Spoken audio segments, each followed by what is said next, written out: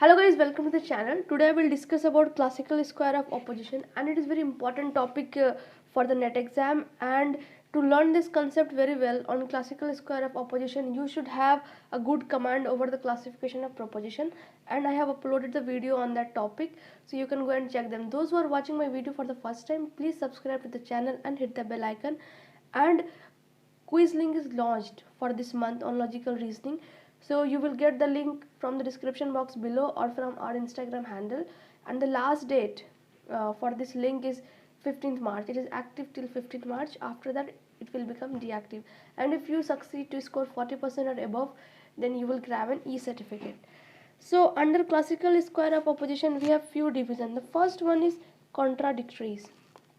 Okay, so under this, two proposition have the same subject. So we have two proposition or two premises and they have the same subject. So we will look at the example to understand this. Like, all diamonds are precious stones and some diamonds are not precious stones. So here the subject diamond and diamond are same, but there is a square of opposition. How? Like, this statement is contradicted by saying that some diamonds are not precious stones. So under contradictories we have a square of opposition between A and O, okay, and between E and I. What is A, what is E, what is O, what is I? It comes under classification of proposition. You should watch that video, but I will explain it here. A is for universal positive. So here the first statement is universal positive. O is for a particular negative. So this statement is particular because here we have the word some and it is in negative, so it is going to be known as particular negative. So A and O this. E is for universal negative. So here no diamonds, it's a universal statement in negative way. And I is for particular positive. So here some stands for particular things and it is positive in nature, so it is particular positive. I hope it must be clear by now what is A, what is O, what is E, and what is I. So under contradictories, the classical square of opposition is established between A and O and between E and I. Now how will you remember this? So you know the vowel, right? A, E, I, O.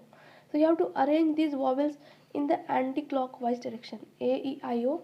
So A will face O and E will face I. Here E is universal negative, I is particular positive, A is universal positive, and O is particular negative.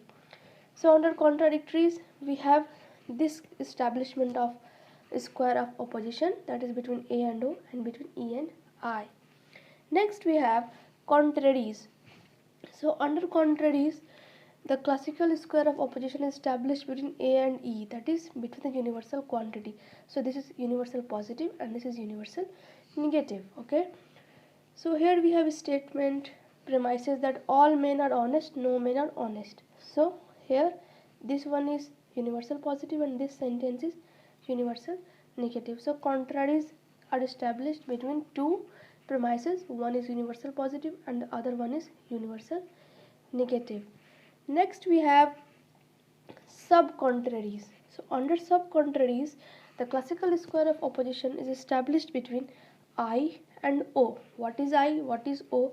So I is particular positive. Here this statement, some judges are lawyers, it is particular positive. Okay, and the other statement, some judges are not lawyers, it is particular negative. So under subcontraries, the classical square of opposition is established between particular positive and particular negative. Okay, next we have subalternation. Under this classical square of opposition is established between A and I, E and O. How will you remember this? You will remember this by arranging the vowels, that is A, E, I and O, from top to bottom direction, from A to E, then I to O. So under this, A will face I and E will face O. So for example, we have all Indians are spiritual. All, this is going to be A, that is universal positive.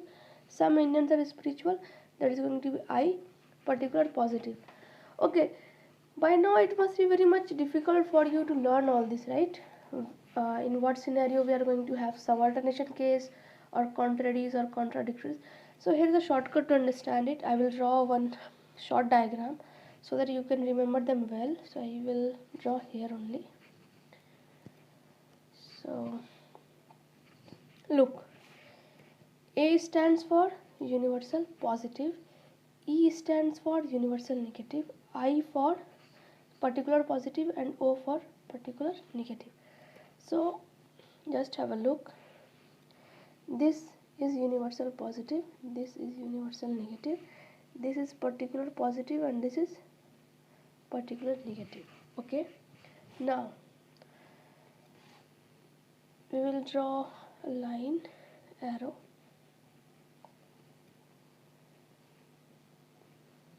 So this is our mind chart that is going to help us to learn all this classical square of opposition and never get confused. Okay, so now this between I and O, we are going to have sub contraries. Okay, that is sub contraries. This one and this one both will known as sub alternation. Okay, and this crisscross, they are known as contradictories.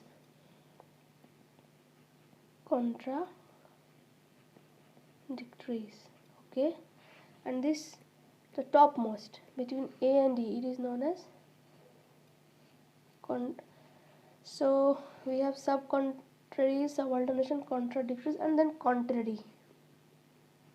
Okay, so just remember this one, this chart. It will help you to remember all the 4 types of classical square of opposition. So I hope this chart must be very helpful for you to remember this, because otherwise you have to do rote learning. So it's better to learn it through the chart. So I will repeat it again so that you can understand it better.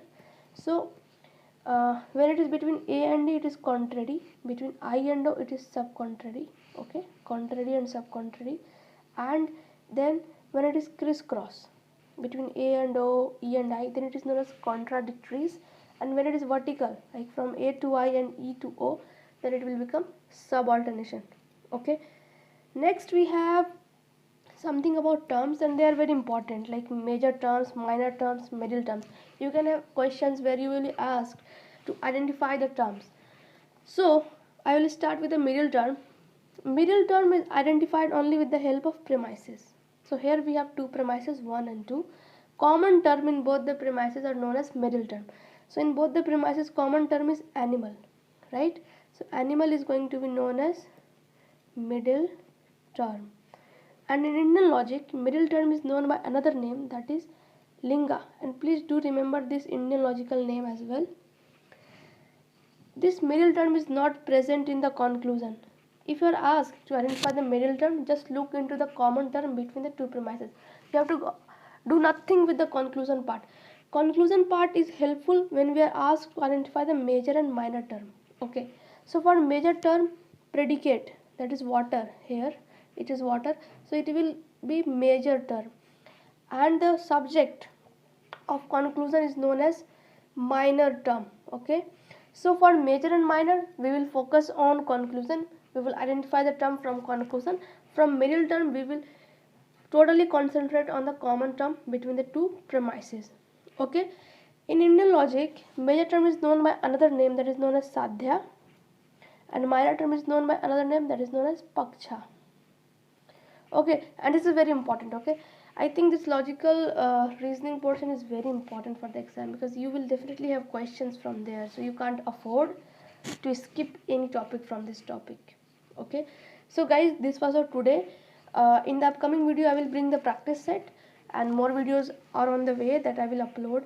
So thank you for watching, and if you really like this video, then please like it, share it, and subscribe to the channel, and most importantly, participate in the quiz. The link is given in the description box below. Thank you.